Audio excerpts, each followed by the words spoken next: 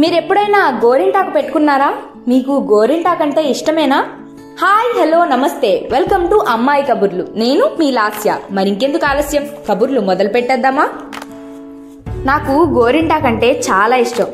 గోరింటాకు అంటే బయట షాప్లో దొరికే కోన్ కాదు, ఆకు నూరుకుని పెట్టుకుంటారు కదా, అది ఆ గోరింటాకు. గోరింటాకు పెట్టుకోవాలంటే ముందు గోరింటాకు చెట్టును వెతుక్కొని గోరింటాకు కోసుకోవాలి.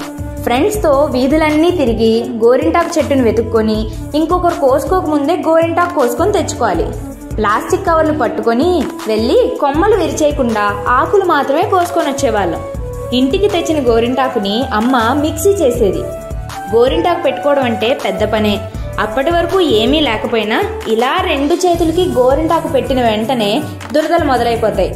చేతికి గోరింటాకు ఉండటంతో గోక్కోవడానికి కూడా అవ్వదు కాబట్టి ఇంకా ఇబ్బంది అయిపోయేది. అమ్మ వీపు దగ్గర దురదేస్తుంది గోకవా, అమ్మ ముఖం మీద దురదేస్తుందమ్మా, అమ్మ భుజం దగ్గర దురదేస్తుందమ్మా అని అమ్మ బుర్ర తినేసేవాళ్ళం అనుకోండి. గోరింటాకు పెట్టుకొని రాత్రి పడుకుంటే ఉదయానికి ఆరిపోద్ది. అప్పుడే మంచి రంగు వస్తుంది, అప్పుడు తీసేయచ్చు. కానీ ఆ పడుకోవడమే సమస్య. దుప్పటికి, తలగడికి, మంచానికి, గోడకి అంటించకుండా పడుకోవాలి. చేతులు మంచం చివరికి గాల్లోకి పెట్టి పడుకునేవాళ్ళం. మా చెల్లికి మాత్రం ప్లాస్టిక్ కవర్లు చేతికి పెట్టి రబ్బర్ బ్యాండ్తో కట్టేసేది అమ్మ. ఎందుకు అనుకుంటున్నారా? ఇంతకు ముందు ఒకసారి అలా కట్టకపోతే చేతికి ఉండాల్సిన గోరింటాకంతా ముఖం మీద ఉంది కాబట్టి.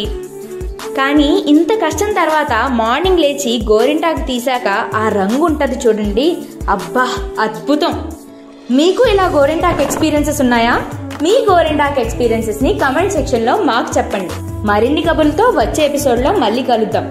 MS Chronicles కి సబ్స్క్రైబ్ చేసుకోండి మరి.